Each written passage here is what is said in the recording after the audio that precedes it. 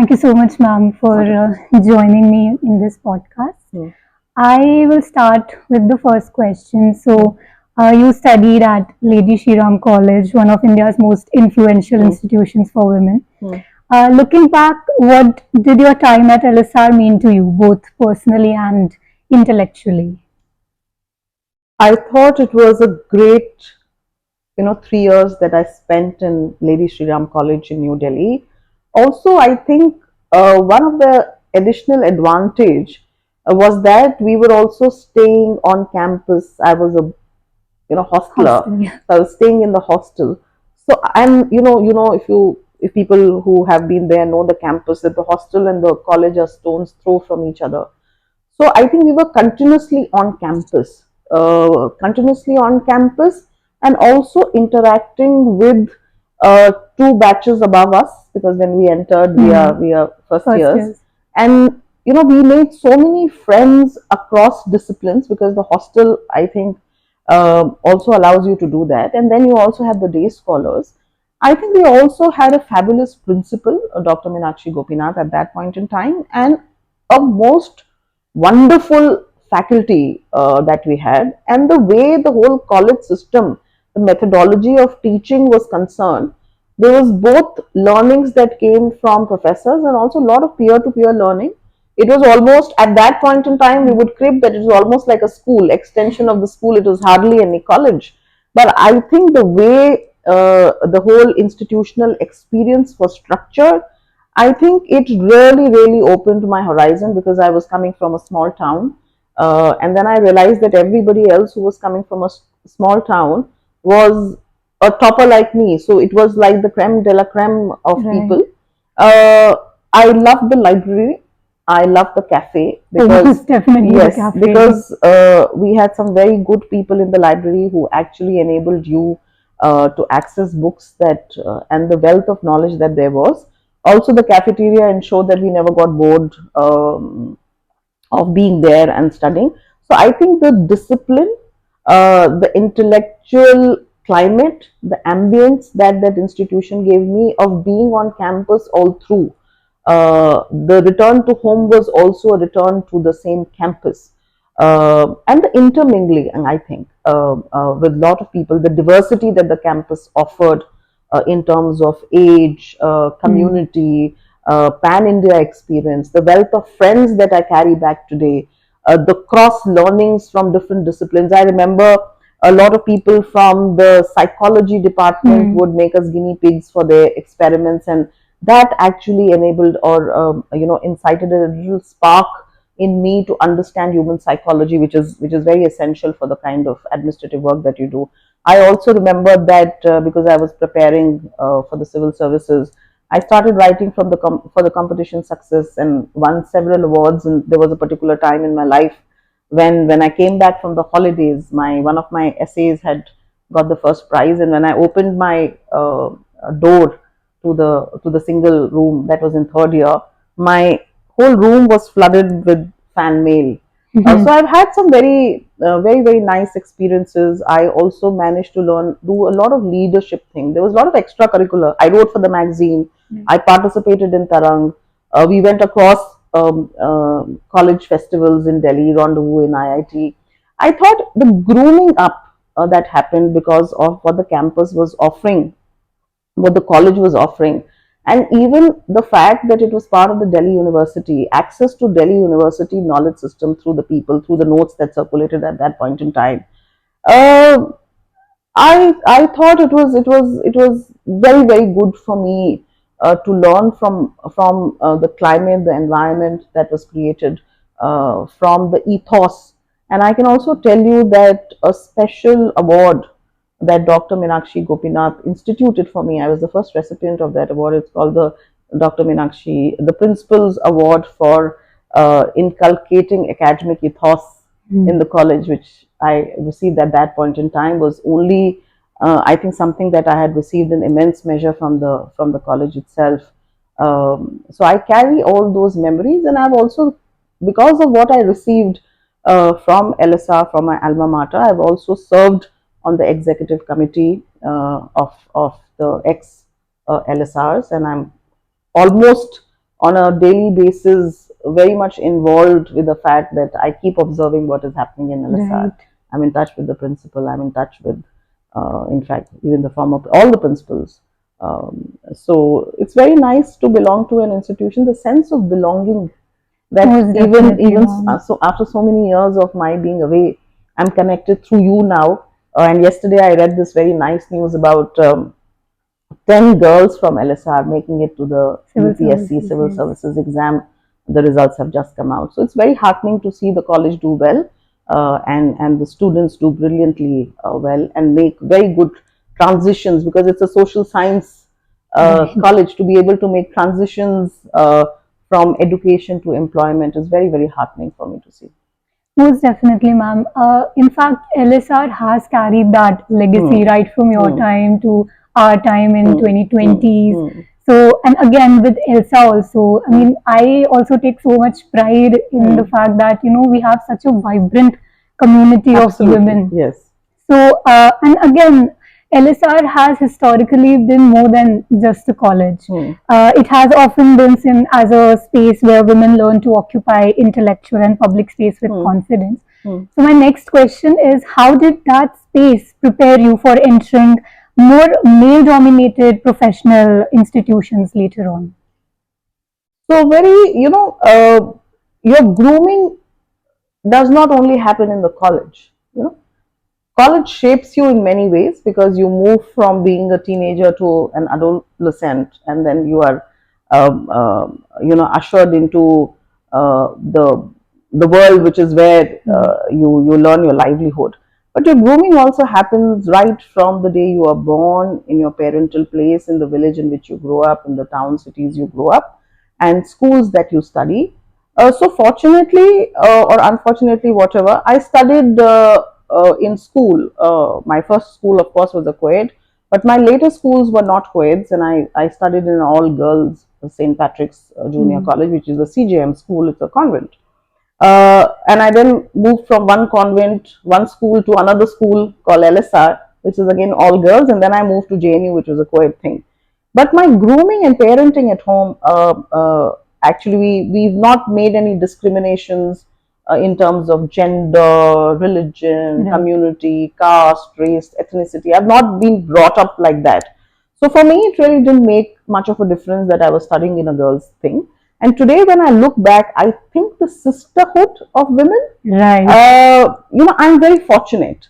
What I didn't probably may not have really understood in this holistic perspective, because at my age and stage today, uh, I think I love the sisterhood of women, and to have. See, when I worked in the ELSA executive committee, Parul Rehan, who's much senior to me, was the president, and we had about 10, 12 people in the executive committee, all women. And I can tell you, it's almost how many, 6, 7 years, maybe more, and we are still together.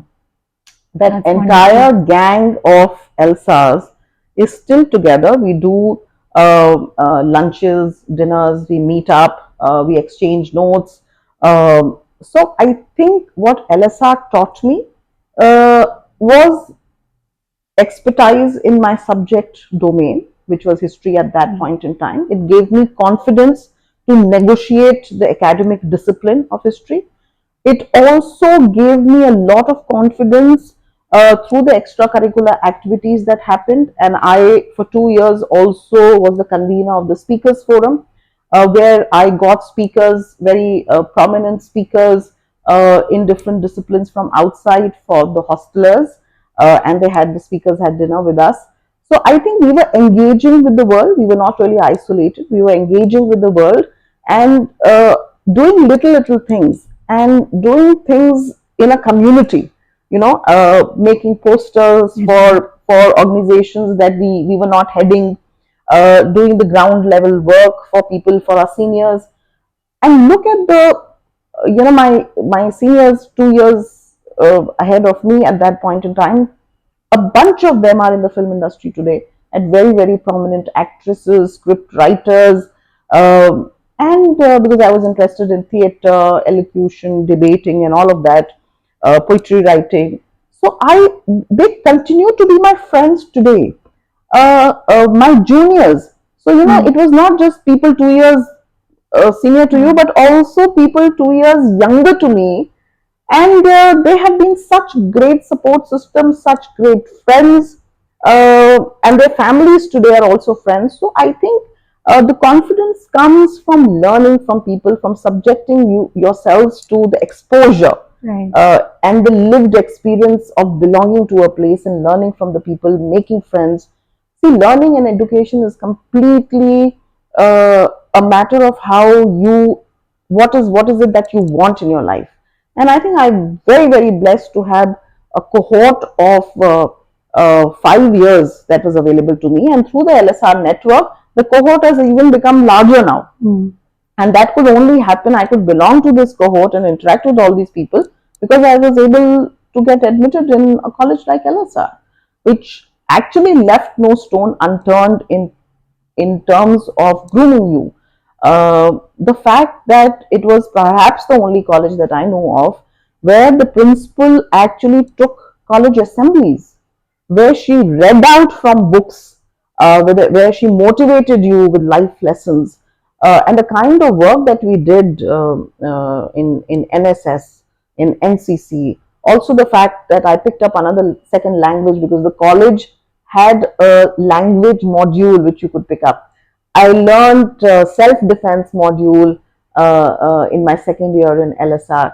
There were so many opportunities that were thrown my way in LSR that I really cannot now remember and pick and choose which ones.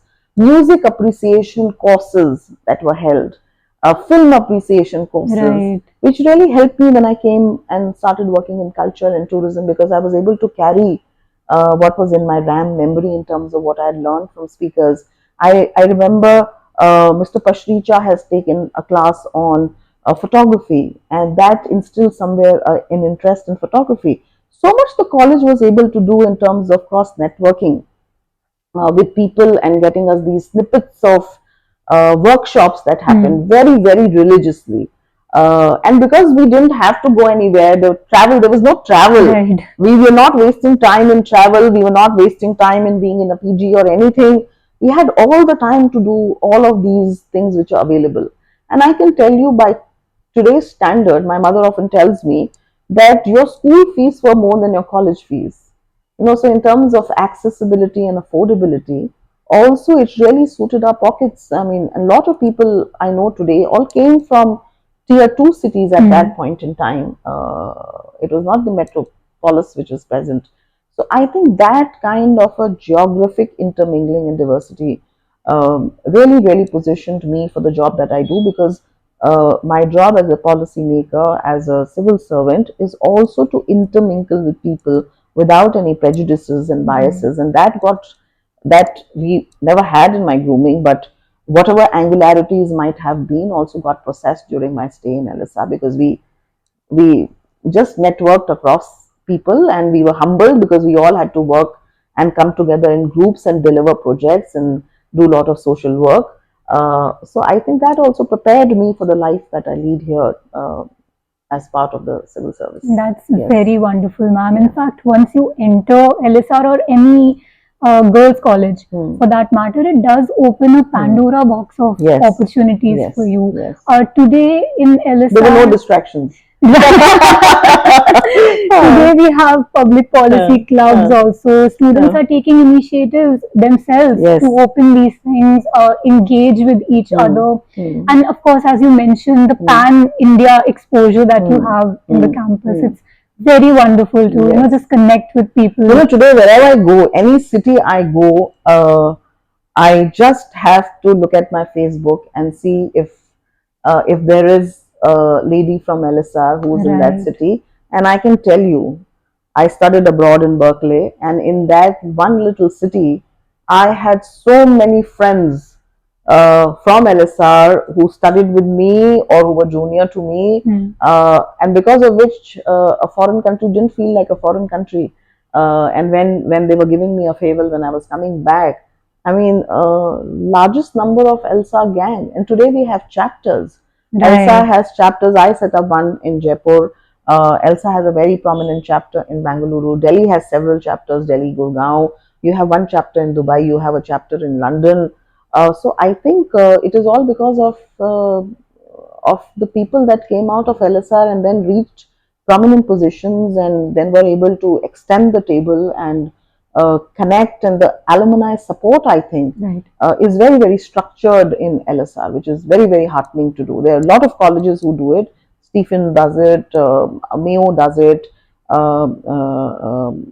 I'm also happy that JNU does it in a very big way. I'm also very happy that as part of LSR, I'm also now, I'm so I may have graduated out of LSR, but LSR is not out of me. Definitely, ma'am. In fact, I feel out of every college and every, from what I have experienced, the sense of sisterhood is very strong. Very strong in LSR, yes. So coming back to, I'll pose my next question. Beyond academics, is there any one memory or feeling from those years that still returns to you? I have several memories because it's very difficult to package 3 years and three very dynamic, very intense, if I can say, and very intimate years, because you were staying. First year you had two-seater, second year again you had a two-seater. It's only in the third year that you got a single-seater. So I think staying with another human being as a roommate is also sharing your life, and that vulnerability is also courage, to be able to be there for somebody and to have somebody enter your space and be there for you during difficult times. And I remember we were in Dingy in my second year. And it used to be very hot, and we had these curtains, and we would wet those curtains because we didn't have coolers or ACs in those times. And the entire community will come together and sit in the corridors if the lights went off or something like that. So that community feeling, the sense of community feeling was amazing. And that also got amplified in some manner, because in the second year, I became the convener of the Speakers Forum, the co-convener. I had a senior who was the convener. And then in the third year, I became the convener. And I think that was an amazing time, because in LSR, all girls, and we were all getting mail. Ravi Bajaj had come, Ajay Jadeja had come. We were talking to late Rajesh Khanna at that point in time. Several personalities, I remember these many, but several personalities we were able to bring. Every month we would do a dinner, and the girls would come to me and tell me, I want a single picture with Ajay. I want, something like that. So it was a moment of great excitement, and that taught me a lot of leadership skills. But apart from that, I think the Chitrahar at that point in time, I still remember Wednesdays and Fridays, we had a common room, and the entire gang would collect. The whole of Elsa after 7:30 or 8, and just before dinner, we'd all collect and watch the Chitrahar together, and a lot of bonding opportunities, I think, in very, very mundane things, which I don't think, because of technology, because of social media, we are not able to do that anymore. So while there was intense pressure of studying, there was also opportunities and carve outs from that to enjoy moments which we spent with the community. And the feeling of community, I think, is a very, very important lesson that I take back, because my job is all about the community, is all about the public, and to belong there, to hear their voices, to listen to women voices, to understand how important it is, how inclusion and diversity matter. I think it was a hands-on training lab for me, if I look back in retrospect and say, and it was a lived experience. So when I speak about women's issues today and advocacy, I go back to my college, and the experiences of those times get reflected in how I approach issues, how I look at things. So the lens, I think, the community lens, and how you can still be independent and have your own independent voice in the community. How in the community with the dissenting thing, you can still belong and be the sisterhood of women. All those kind of things really matter in today's life, where we talk of invisible women, women missing from statistics. So I think LSR, when we came for the econ, where I met you, we spoke about all of these things, and I think so. LSR gave me a very, very solid background, understanding, foundation on which I hopefully believe and think that I'm building and will continue to build. Most definitely, ma'am. LSR has, for me, also been one of my best experiences in yes, life. yes. I have friends, juniors, seniors that I'm connected with, and even when today, when I go to these competitions, even as a judge or a panelist, and I meet juniors from Yes. LSR, it is very heartwarming to see, Hmm. young women from our Yes, own institution yes, excelling yes, so much yes, in life. yes. Now, moving next Hmm. in your journey, the Hmm. civil services. Hmm.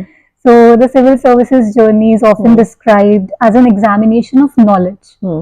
You read so many subjects, you come across so many new areas of study. But in many ways, it is also an examination of temperament. So, what did that period demand from you internally? That's, I think, an excellent question because the civil service exam is not only about knowledge. And in fact, from our times to how we have it now, the focus is on judging you on character, integrity, aptitude, personality, logic, how you will be an administrator on the field. So it is more not just about knowledge, but application of that knowledge. How your conversion of what you've learned is going to be transcendental in solving problems. A translational approach, if I can say. Are you multidisciplinary in your approach? So it is more about not just who you are, but what you carry inside of you. So it's not just about your personality; it's about your character, your everything that the character, that entire kaleidoscope of the word that character actually means.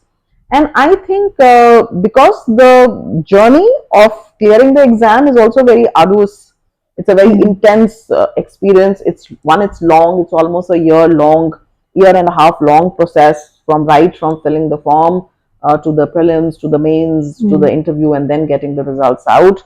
And if you don't make it in the first attempt, then you'd like to take the Not to next. forget a year worth of experience Yes, or and study yes, before. exactly. Studies before, and most of the people are also working nowadays because people work and then simultaneously. So it's a difficult thing. There are about 6 lakh people, 5.8 lakh people sat this year.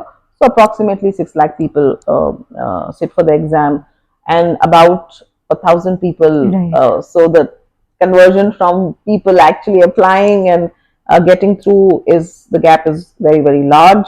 And what happens if you don't clear? Because the UPSCs, if we are testing you, we are also testing you for what happens in the aftermath of your journey. And we've seen serials that are codifying that experience, aspirants, etc., of how people do it.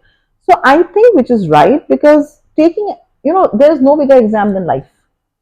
Right. These are just livelihood exams that happen. If you don't make it in one, I'm sure you'll end up somewhere else where life and destiny is supposed to take you. Uh, but I think what I'd like to suggest to people is that enjoy the journey, be very authentic to the journey.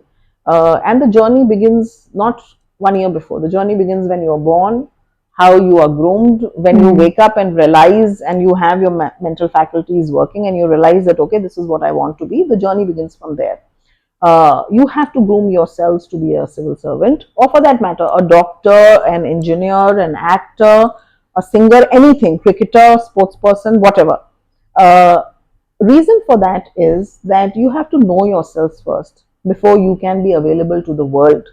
To do something. If you don't know yourselves, you are faking it.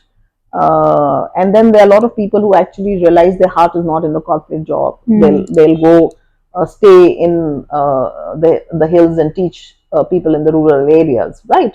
So you have to first discover, and maybe the taking of the exam is the journey that allows you. It's a very intense journey. It's a book-ended journey where you actually realize who you are.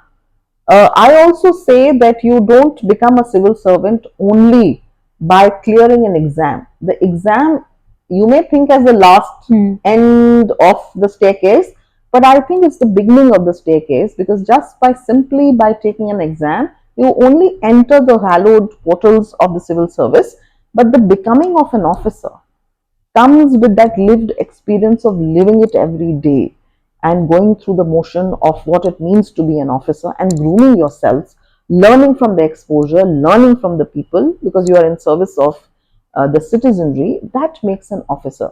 So I think your temperament is fundamental not just to the journey pre the exam, but also, and more important, to the journey post the exam. Because can you balance things? Can you balance your personal and professional? Can you balance your individual aspirations vis-a-vis what you want, what you have to give? You know, the giving and taking, what you can give to the service rather than what the service can give back to you, or what you can take from the service. Do you have those finer qualities of being a good human being before you are a good civil servant?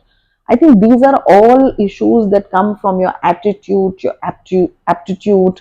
Uh, does it interest you? You know, the ikigai, if I can say, because we all live in the intersectionality of lot of things. So also, please look at what your ikigai is.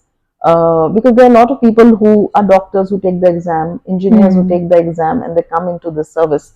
So somewhere, I'm sure they realize that engineering was just a path. Their heart and soul was not there. There are a lot of people who come into the exam and who take the exam, top the exam, and then decide, no, this is not for them. They'd like to do it the other way, right? I always say that there can be many paths to reach a destination. Let us not glamorize this profession. Let us look at it as a platform to be of service to the nation, one. Second, whichever profession we are in, we may be a nurse, we may be a doctor, we may be a chef, we may be an actor.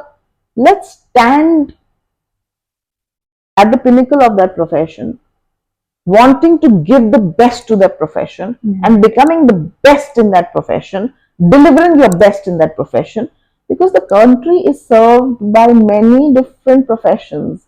Even a farmer is contributing, even a weaver is contributing. Let us look at what is the skill sets and the aptitude and the attitude that we have. If we think by acting is how we can contribute to the making of this nation, do that. But do the best in acting. If you think by being a cricketer you can win laurels for the country, do that. If you think you can be a great doctor, researcher, scientist, politician, administrator, choose that and do the best in that profession. I think because by doing the best in that profession and by becoming better than what you were, because when I look back at my journey and look at the school girl who entered in a skirt and then came out in a sari, I find that the transition has completely changed me. 27 years of being in service, I'm a far better human being than I was. I have a wealth of experience that the people of this country have given me by sharing their human stories with me, by enabling me to do things for them as part of the work that I do. And I'm very grateful to the people of this country who have reposed their trust in me, who've told me very intimate stories, their intimate problems, because our problems we only go and tell the psychologist or a counselor. But people have come to me and have asked me for assistance or support in the system. And I think I feel truly overwhelmed and very, very blessed that I could also be an instrument extending these service like any other profession. So very, very grateful for the fact that you asked me this question, because the becoming is very important. I think I'm still work in progress, and I meet you and I feel that you've enabled me to do an introspection today as I speak to your audience on the podcast. Yes. I have three major takeaways from this. One is that the greatest examination that we will ever take is the examination of life. Yes. This is something that my father always keeps telling me, that preparing for the civil services shouldn't be a burden to you. It should be a journey of knowledge, of learning. Yes. And secondly, being a good human being before being a good officer, embodying those qualities, regardless if you become an officer or not, it should always be there as a human being.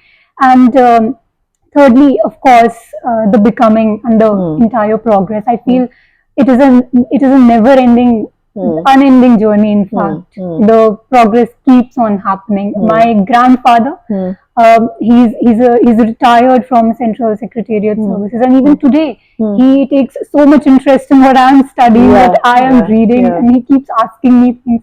So I feel that journey, that the progress or the constant introspection should keep on happening and shouldn't stop somewhere. Um, Looking back now, what do you think truly sustains a person through such a demanding preparation process as a young aspirant? 2 or 3 things I'll say. See, look at your skills, right? Because we all know what we are good at, right? Whether we are good at logic, whether we are good at our own subject, whether we are good at general knowledge. These are from the educational, academic discipline point of view. Then look at what are your skill sets as a human being. What are your hobbies and how those can be put in service of this journey. I always feel that we must inculcate a sense of balance, right? This, of course, demands a lot of physical exertion in terms of, sitting for long hours and studying. There is also mental exhaustion, and we live in an age of anxiety, social media. So I would suggest that manage your physical well-being along with your mental, emotional, and spiritual well-being when you are taking the exam, because I don't want people to fall sick before the exam, to be mentally exhausted, be a nervous wreck. So none of those things. And today you have counseling, you have therapy, you have everything. The idea is don't be under the pressure of what will happen post. Just enjoy the journey and give it your best and then leave it to God. Because I'm sure that if you are meant for this, you will definitely clear it. And if you're not meant for it, then you will simply be, exhausting your time, effort, and energy, and you will then realize and would want to go back and do something else. Of course, everybody should give 1 or 2 honest attempts and clear it, but you should always have a backup plan. And the backup plan can't happen after the results come out. You have to prepare for your backup plan as and when you are studying for your exams or in college, whatever. So look at what all, because you are not made for just one thing in life. You're made for several things, and the service is about several things. You just don't belong to one department. One day you are in food, one day you are in culture, commerce, industry, tourism. You could be anywhere. So look at what you are capable of doing, and always have a standby as an alternate, but give it the best that you can. That is one thing. Second is to do a lot of self-care. I'm all for self-care, and also groom yourself in other extracurricular things, because your personality is not dependent on just the service demands a lot of other skills, right? So groom yourselves, have a hobby, relax, enjoy the process. You don't have to have a very serious demeanor on your face to show that I am doing something very serious. Go mix out with friends, enjoy your time, enjoy nature, go for walks, read books, do something which will sustain you over the length of your life, not just over your livelihood. At the cost of repetition, Sejal, I can tell you that livelihood, I keep saying this to a lot of people. So, livelihood has many letters in the word. It looks like a very longish word. And we are always preparing for livelihood in college, in school, right? And we forget that life may be a 4-letter word, but has a longer lifespan. You usually enter your livelihood in your mid 20s, early 20s, or maybe late 20s, early 30s also now. You had a life before that, before livelihood, right? And you retire at 60 or maybe whatever age if you're in the private sector. Maybe you'll never retire. But you also have a life after your livelihood. So prep not for livelihood, prep for life. Don't prep for personality, prep for character, right? Because the point is, prep for being a good human being. The good officer will eventually happen. If you have the right skill sets for being a good citizen, of course you will be a good officer. So prep for things which value, which matter, which are long lasting. Not just, don't see things from a very small, micro perspective. See things from a macro, aerial, long term perspective. I think that is important. Invest in yourselves, groom yourselves, and never think doing 10 different things will not help you. Like people who come from different jobs also have different kind of skills that they bring to the service, rather than just a fresher who's coming. So fresher will bring different kind of skill sets, and the service is very, very fortunate to have both freshers right from college and both very senior people joining the service. All kinds of mix and match, and I think there is a lot of scope for this kind of diversity of lived experience. So cherish what you have, and it's not a difficult exam if you do things right. Um, so don't get awed by the fact that 6 lakh people, and there are people who are making it. You could be one of them. Most definitely. Ma'am, in fact, what I have observed in young aspirants, as you rightly mentioned, that we focus more on the outcome of the exam. There is this very brilliant verse from the Bhagavad Gita that I keep coming back to, Karmanya Yes. And I believe this is something, again, my father has inculcated in me, that you should be more focused on your actions and not the result of it. And I think the civil services examination, the entire preparation embodies that brilliantly, because not only is it preparing you for the exam, but again for life as well. So that is like brilliantly summed up by you.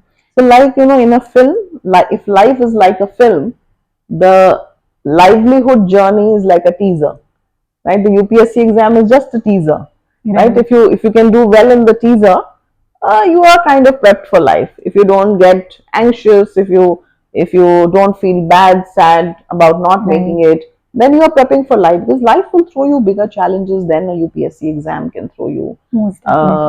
So if you have undergone that in a calm, perseverance manner, with patience, with sagaciousness, without distraction, then the world that you inhabit, when that world throws you challenges, you will not be deterred.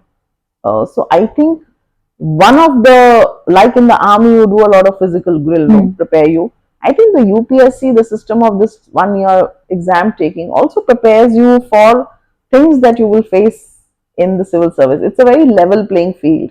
You may be very intelligent, you may be very hardworking, you may be very privileged, but everybody goes through the same process of taking that exam, and that levels you in terms of your personality to be able to face challenges which the service may later throw.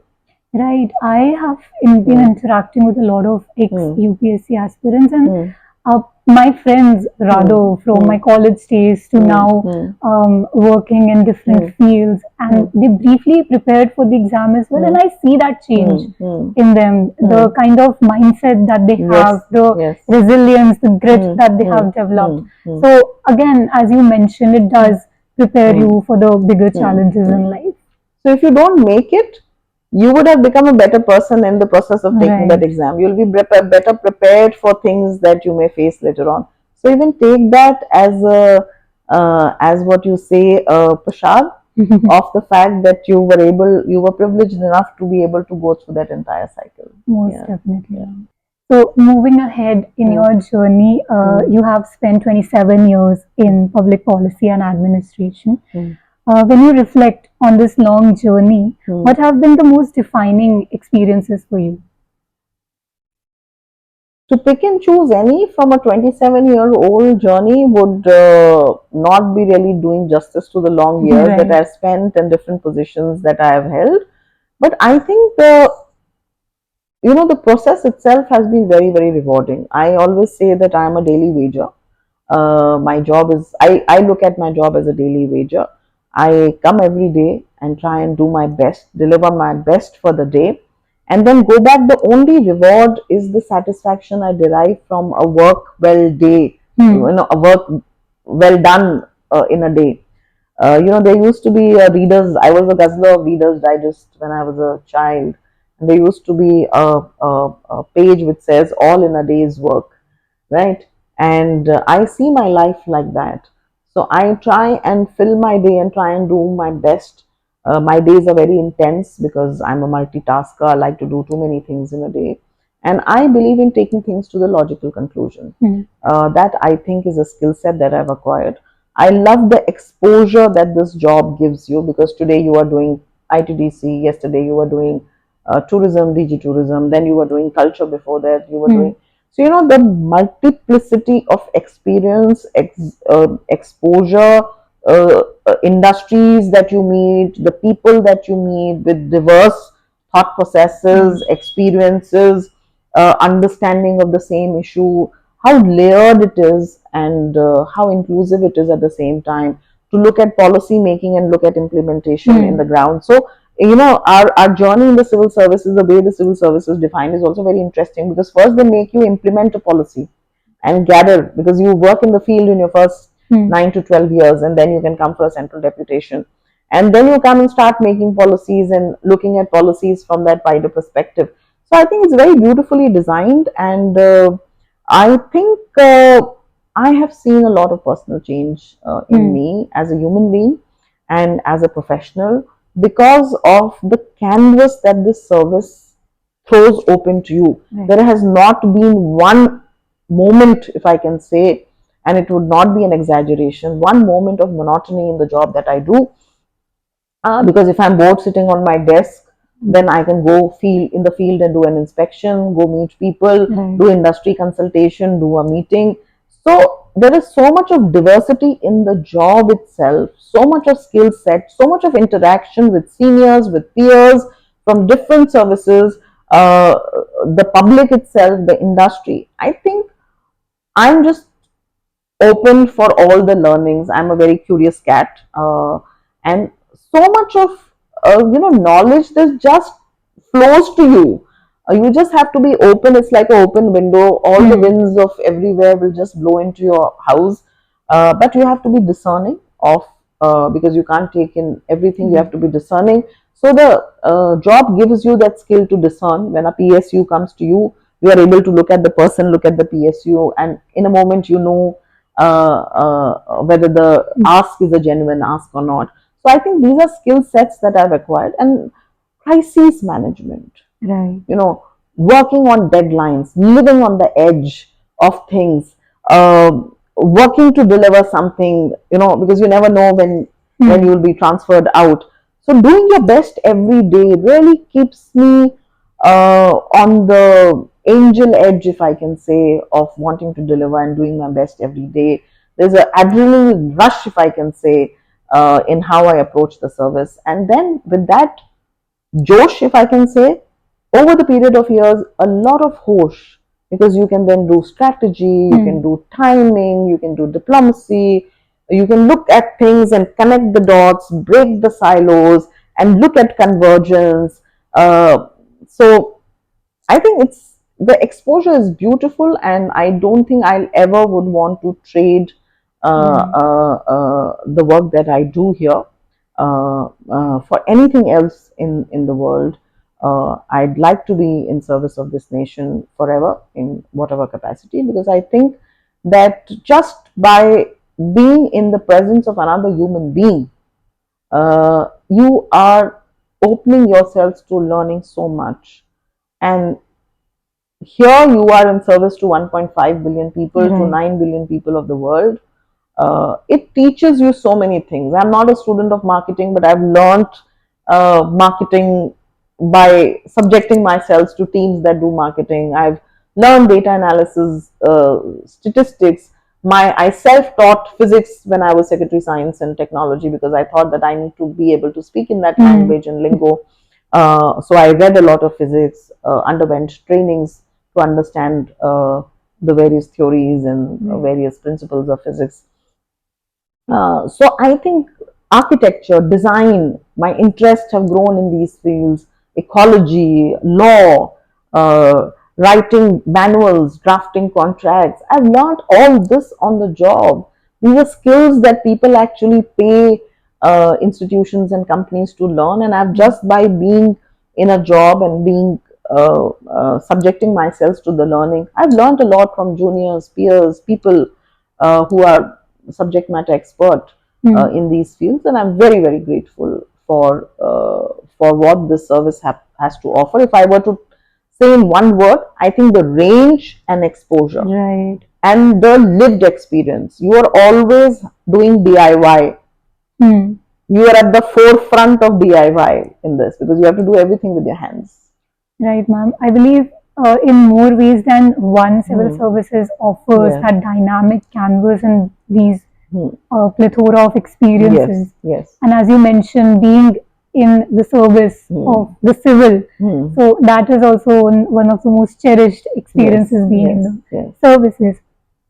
As a woman civil servant, you have inhabited spaces of authority that are still often shaped by masculine norms of power. So, what were some of the deeper realities of that experience? So I think, because I have 27 years and I'm speaking from the fag end of my experience, not the early experience. So if I were to compare my early experience with the experience now, I was pretty much a keen type probationer. So once I asked one of my officers, and this is a very oft quoted anecdotal experience from the service, I had the best mentor, the most fabulous human being, the most fabulous officer when I was a probationer in Udaipur. My collector and his entire family was whatever I have learned today, I have huge regards for the gentleman. And I simply love him, adore him for training me very, very thoroughly because he was such a great mentor. He was a hard taskmaster. But when I was in service, I asked him a question, and that was, "What are the good qualities of a civil servant?" And he told me, he was from Haryana, and he told me in his very colloquial language, कि देख छोरी, एक लड़का हो तो dynamic, resourceful, outgoing. And then I said, what about a girl? What about a lady civil servant? My question was unisex, but then when he answered, he said, hardworking, obedient, and sincere. So then I asked him, because I was from JNU, fresh from JNU, so I had that questioning. So I asked him, sir, and what if, I wouldn't have cleared the exam if I was not hardworking, sincere, obedient. But what if I've been given to understand by my peers and my professors that I am dynamic, outgoing, resourceful? Can't I be both?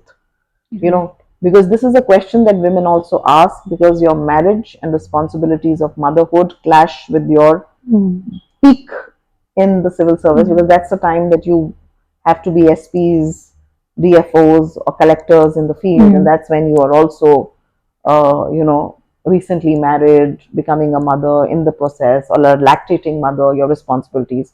So, can we have the best of both the worlds? So my boss said at that point in time, do you want to be, I was recently married, so he asked, do you want to be a homemaker or a homebreaker? Right? The question was about good qualities of a civil servant. About a couple of years later, he became my secretary in charge of a district where I was the first lady collector in 60 years. And then, he had come and he was very appreciative. It was a law and order heavy prone district. It was a huge district. So I asked him, I reminded him of a conversation. Of course, he didn't remember, but I asked him, told him the conversation and asked him, what do you think now? So he told me, देख छोरी, तुझ पे ये सब कुछ लागू नहीं होता. Why I'm telling you this thing is that we are ourselves responsible for changing what lens people use to view us. Right. There is a lot of sacrifice required in terms of grooming yourselves to be able to occupy positions of leadership where your voice matters, right? You have to also learn the art. Simply by saying that patriarchy exists, what is the patriarchy that exists between a sas and a bahu? There's no patriarchy. The power dynamics will always be there. But you have to understand, and then you have to prepare yourselves and simple actionable points. Philosophy can be, can we ask the right questions? Do we have the right framework which enables us to ask the right questions? We are not always looking for the right answers, because the right answers is a process like taking the civil service examination. But can we ask the right questions? Because the right questions will enable us to figure out the right path, and then we can walk that path.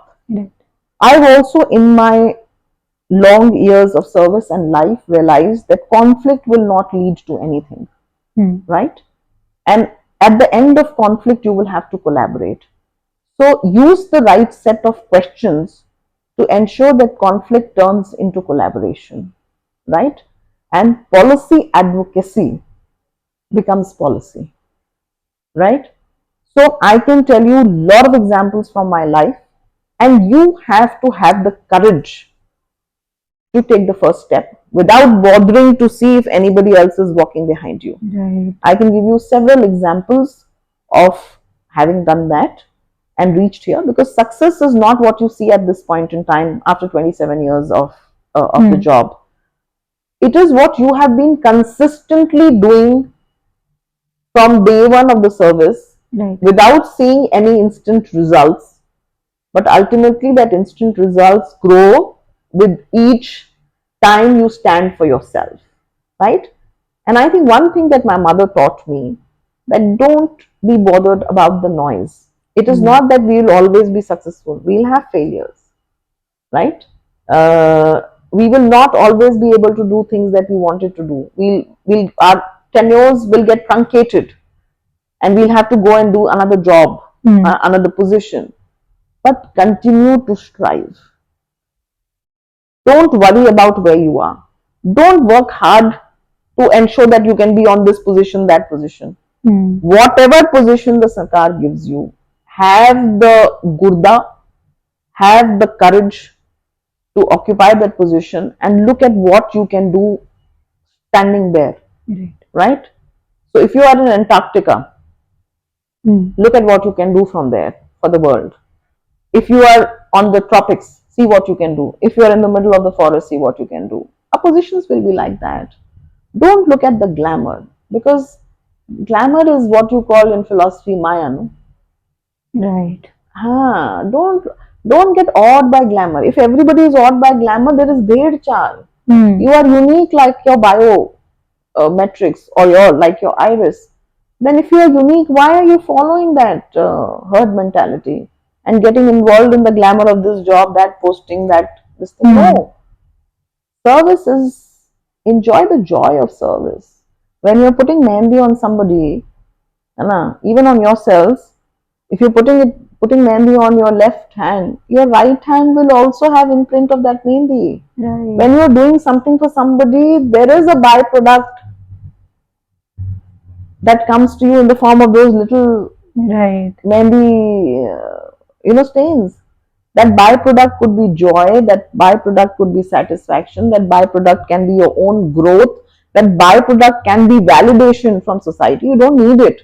It can translate into a position that you are actually looking for. Groom yourselves not again like livelihood for the position. Groom yourselves for work, for delivery. And then you'll always be doing good things. And I always look at places where no work has happened, or where there's a scope for doing work. A painter doesn't paint on a painted canvas. Na? He looks at a fresh canvas. I always look at it like that. So if you give me a place where not many people have worked, I will take that as a challenge and say, let me see what I can build on this fresh canvas. Or build on a canvas where not many policies have been made. Because that is where work needs to be done. That is where if I do even little amount of work, people will notice. So I always find myself in these places where there's crises, where there's some work to be done, where people are, where it's a crown of thorns kind of a thing, and I enjoy it, because it also makes me realize that when I join, I'm of course nervous. I'm also thinking whether I'll be able to do it or not do it. But then once you start walking the path, take one step, one baby step after other, you realize that you had it in you. And had you not come here, you would never have realized. Like Hanuman could carry the Sanjeevani booty, right? But he didn't know his own internal strength. Just when he was posited, when a crisis was thrown in front of him, he had to rise to the crisis. So take life and your work like that, and enjoy what you do. Let not the challenges of the work contort your face, contort your demeanor, contort your character or your personality. Our Indian philosophy is all about gods who are smiling and dancing. we are also an ansh of God. How is it that we don't enjoy the work that we do? Did Ram complain when he was 14 years in exile? He didn't. So my mom also says something. Ravan की सोने की लंका होती है और वो अहंकार से जल जाती है ना, टू बी हम्बल, और राम का 14 साल वनवास। बट आज हम पुतला किसका फूकते हैं और पूजा किसकी करते हैं, है ना। तो सर्विस में भी वही है, काम करते रहो, don't look back, and no arrogance, no ego, no pride, because life can humble you in a minute. So don't carry these things, and carry light, travel light. The lighter you carry, the higher you have the capability. A helium balloon, because it's light, is able to reach the sky. So be light, enjoy lightness of being, and bring those skills of becoming into your job and make it easy for people. Because your only goal, my only goal today of being in the service, of course, is to deliver and everything, but at a more metaphorical level, is to make the people who meet me, their experience of interacting with the government, because I'm just a face of the government, should be a pleasant experience. When they go back, I should have given them good memories of having interacted with me, having come to me for whatever work needs to be done. And that, I think, is in itself is also great service to the nation, because it's branding governance through interaction with people. And I think I really enjoy putting myself in that position, where I feel humbled every moment when I meet people, especially young people and women like you. Thank you so much, ma'am, for such a lovely answer. I believe all of us bring with us a sense of authenticity, and that is very important. And as you rightly mentioned also, we should be striving to at least take that first step. I mean, considering this podcast only, I wouldn't have known that I have it in me to do it if I hadn't taken that first step, regardless of the confusion or the anxiety of if I would be able to perform or not. I believe once you get started, that is what gets you going, and then again being humble and grounded in the entire process. So my last question and the last part of this podcast today. Many young women are drawn to public policy, governance, and public leadership, but they also carry a hesitation about belonging, about voice, and about whether they are enough for the space. So, what would you want to say to them, and what do you think young women most need to unlearn in order to thrive in the policy space? I think that's an excellent question, and the fact that we are ending on this note, also because we are doing the discussion in the month of March, which celebrates the International Women's Day, and I had the chance to do it for my own organization and attend several other International Women's Day celebrations this month. I'll say something that I've said there this year. See, India's civilizational ethos is the lens that we followed, is a very affirmative lens for women, right? And I'll tell you why. And it's coded. It's not something that we just got up today and understood or telling. Our manuscripts carry that, our shlokas carry that, and we say, Yatra Nari Pujyante, Tatra Devta Ramante. It's not just a slogan. It's profound. Because what does it say? It doesn't only say that where women are respected, there the gods dwell. It is not just that. That is only a very literal transliteration of the shloka. But it has at its core, it has a very deep meaning. And that meaning, I can also link it to Erich Fromm's philosophy, when he says, whether doing is more important or being, whether loving is more important than being loved, those kind of things, the questions that he raises on being and doing. So I link it with that, and I'll tell you that in my own understanding, this is my own decoding of this, that it says that the fact that you are born a woman, from the cosmos, you carry the DNA of the divine Shakti in you. You don't have to do anything. You don't have to be a leader. You don't have to feel bad about being just a homemaker. Nothing. The fact that out of the 1.5 billion people in India, you managed to be born as a woman. My civilization teaches me that because of that, I need to bow to you and consider it. This is the country where we do Kanya Pujan. Right? Every Navratri, 4 Navratris, we are in the Chaitra Navratri. This is one of the best Navratris to be and doing this discussion. And how fortunate to have the Chaitra Navratri in the month in which we celebrate the Women's Day. Right. And we actually wash the feet of young women and celebrate the Navratri, the end of the Navratri, by Kanya Pujan. There's Kanyadan, there's Kanya Pujan, everything, every ritual has the primacy of the women. But we don't understand it.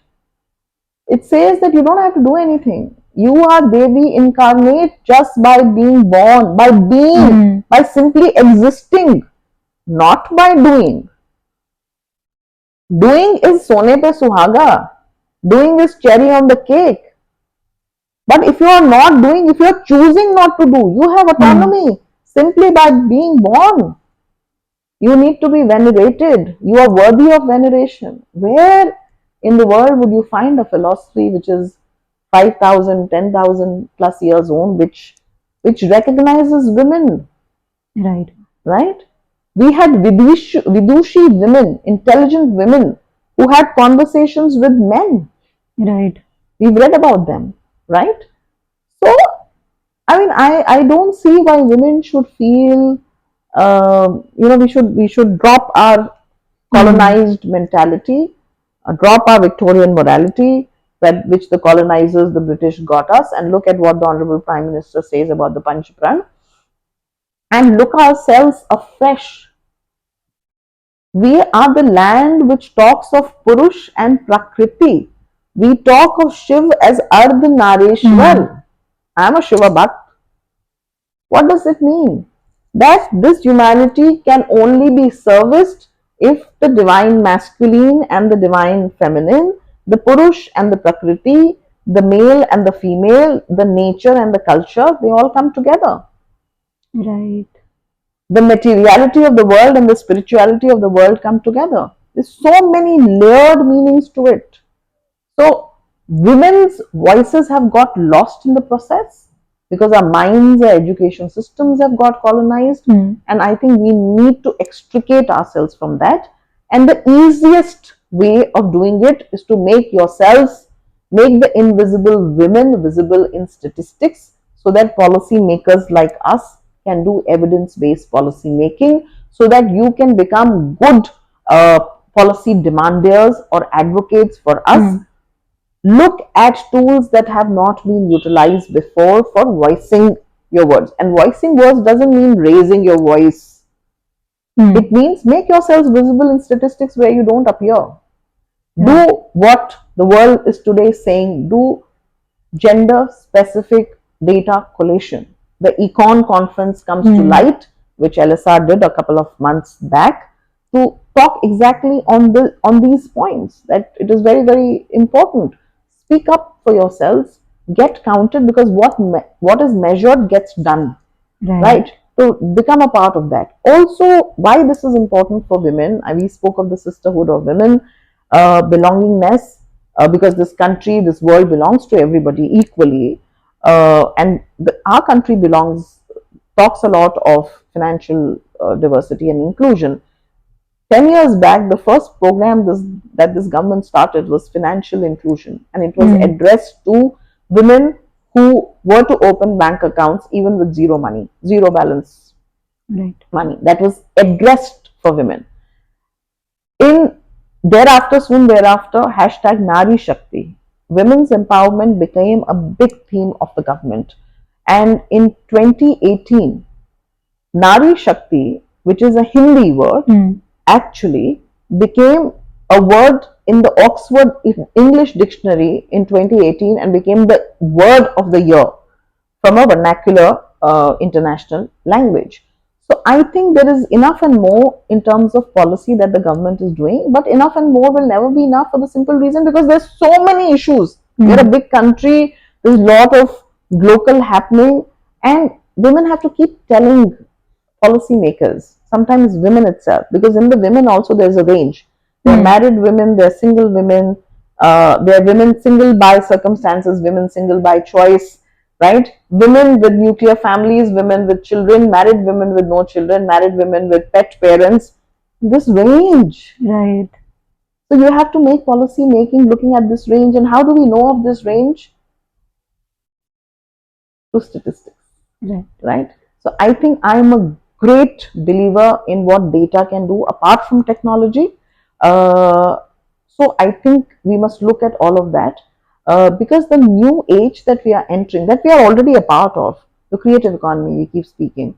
Creative economy gives women a lot of flexibility, the younger generation a lot of flexibility to work from homes, to be self-employed and gainfully self-employed, right? Instead of being part of the disguised agriculture economy, there's so much that is happening. A recent workforce study report has just come, and it says that there are about 367 million people in the age group of 15 to 29 years of age, right? This generation is going to actually uphold the geriatric population of the country. And that is why when we look at the creative economy, we also have to look at the caregiving economy. Right. And the women are at the forefront of the caregiving economy. Right. And that is not measured, the contribution is not measured. So I think if I have to give you a prescription of what women need to do to answer your question, first is find your strength. Do your self-care, learn to say no, make yourselves visible in statistics and policy advocacy, do the sisterhood of women, and don't look at conflict, look at collaborations and partnership, because diversity is very important for us. We can't exist as the gender of women alone, right? But we can do a lot of things for women, and we can use the skill sets that men bring and the expertise that men bring to service the sisterhood of women. So no conflict, collaboration, synergizing, silos, statistics, and self-care. I think several lessons I mentioned. So all of that, I think, is something that we must look at. And yeah, thank you very much for this lovely conversation. Thank you so much, ma'am, for joining me today. And I'm thoroughly inspired by what you have said today. In fact, my biggest takeaway would be not conflict, but collaboration. Yes. And it is something which should be happening not only in professional but in personal lives. Absolutely, as well. Absolutely.